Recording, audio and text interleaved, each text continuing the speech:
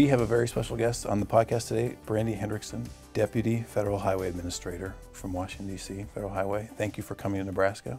It's my first trip to Nebraska. I am so excited to be here. Well, we like to say it's the good life here in the Cornhusker State. So far it has been. It will be hard to leave tomorrow, I'm sure.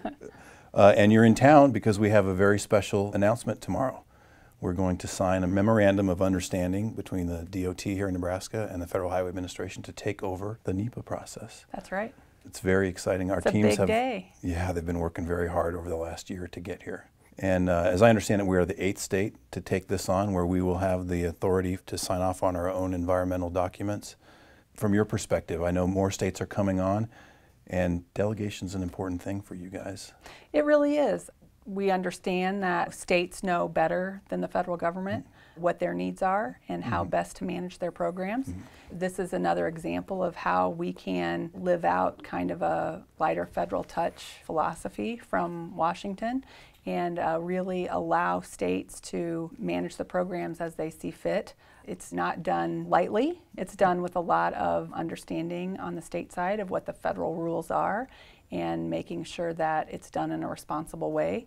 And I spent a lot of time with our Nebraska division of Federal Highway working with the state to make sure that you're all ready, that you have the tools and that you're equipped with what you need to be able to do this effectively. And so we're really excited for you, and we're happy that you're able to take on this responsibility. Well, we appreciate it. It's such an exciting time, and it's not only about assuming the responsibility here locally, which is important to us, but it's about time, it's about money, it's about being able to deliver projects faster and cutting out some of those steps that frankly have become duplicative when we've been working on NEPA for decades, and we have the team ready to go. So we're very excited about it. Now, you said something there that made my heart flutter a little bit. You said states know better.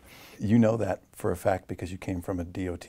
That's right. I have worked in the Indiana DOT for years. I started in 2006 and became the commissioner of the Indiana DOT in 2015. I worked out in one of the districts, was district deputy commissioner for a lot of years. It's the favorite job I ever had so far, and really was a great opportunity to understand the operations of the DOT, work with local officials on the delivery of their local projects, manage a great staff, really grow my transportation knowledge, which made me a candidate for the commissioner position, and was thrilled to get to lead the Indiana DOT for 2 years, and then had the chance to go to Washington starting in July of last year as the acting federal highway administrator. Well, all of us in DOT lands across the country were excited when we heard about your appointment. We love to have one of our own in Washington.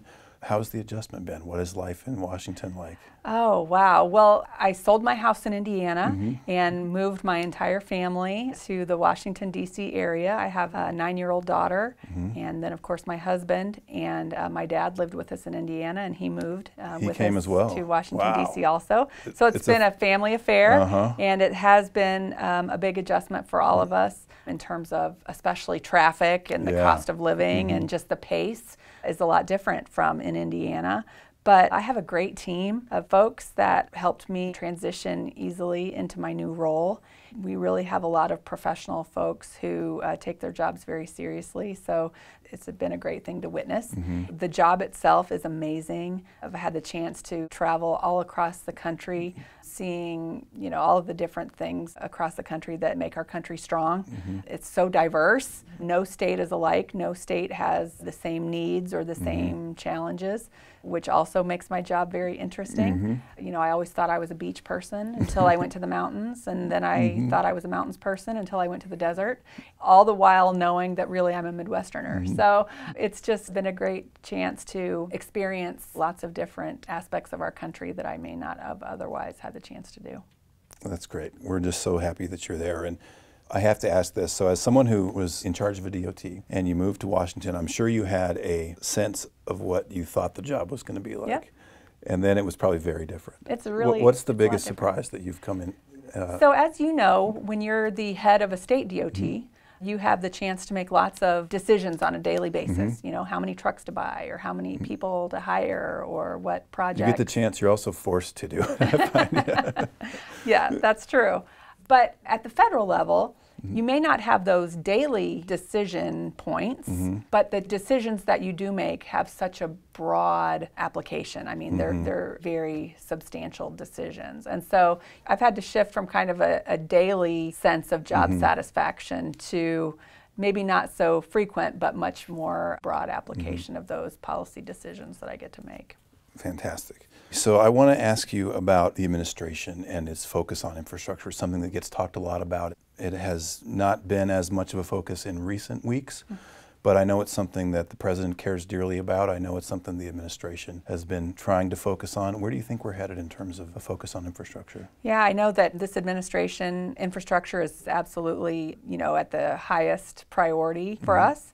And making sure that the federal government gets out of the way related to the delivery of projects, making sure that the administrative burden associated with dealing with the federal government is less and less is really critical. Putting the decision making for projects and for programs back into the hands of the states that are better equipped to be able to make those decisions than we are in Washington, D.C. is also a focus. Reducing some of the federal restrictions associated with some of our programs is something that the administration is definitely interested in pursuing.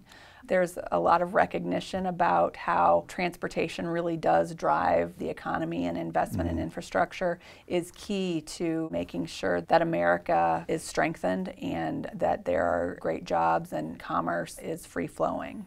It is definitely a focus of this administration. And, we, for years in the transportation industry, have been waiting for it to be a top priority. And we listened to State of the Union addresses, just kind of waiting to hear. Did he talk about us? Yeah, did he talk about us? Yeah. And this time he did. So it's fantastic for us that this is so important to this administration. Well, I know when the framework was introduced, and I had a chance to be in the White House when the announcement was made, and I think one of the things that state DOTs and really all other state agencies like about this administration is the accessibility. We feel like we're part of the conversation. We hear from them. We have a chance to provide input.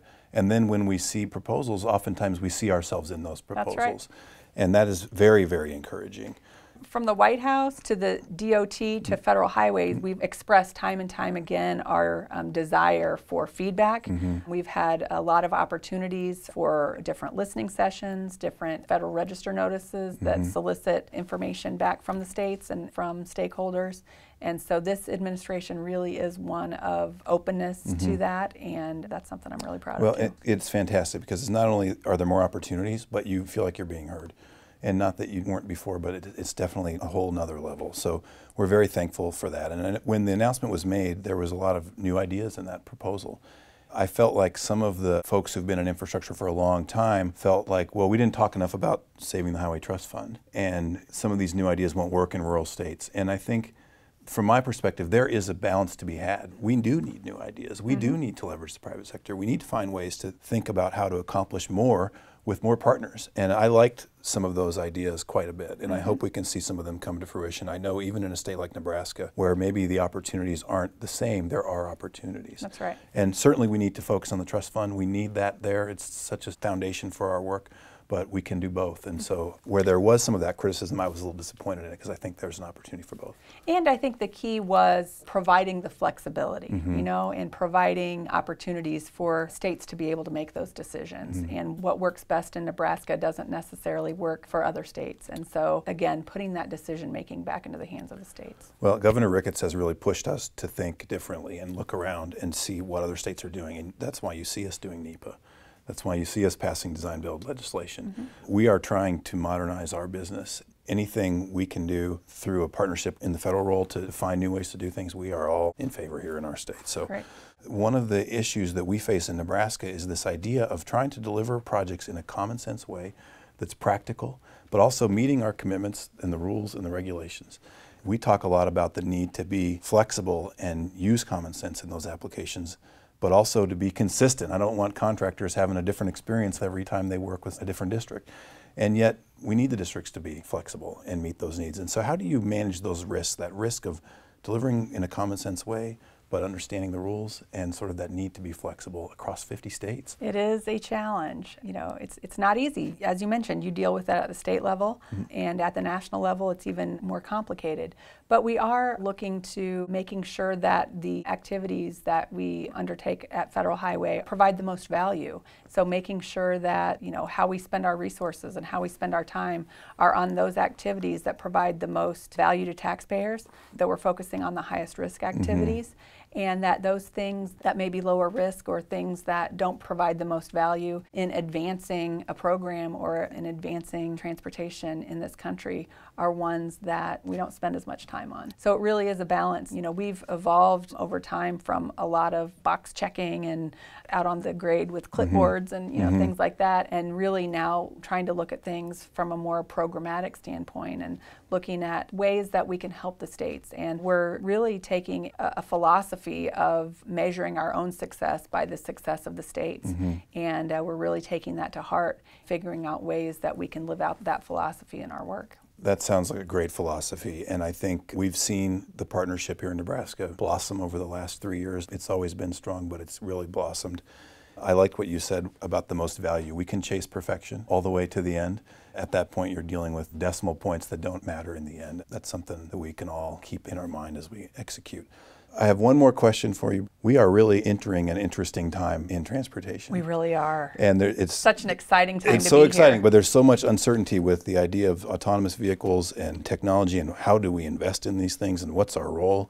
I'm sure you're talking a lot about that in Washington. What do you think is going to happen, or what are you doing to get us prepared? Oh man, if I could predict. Right. But we are going around the country at Federal Highway and taking a leadership role in bringing people together to understand more about, to, I guess, expand the dialogue on autonomous and connected vehicles in this country and how we can advance it safely.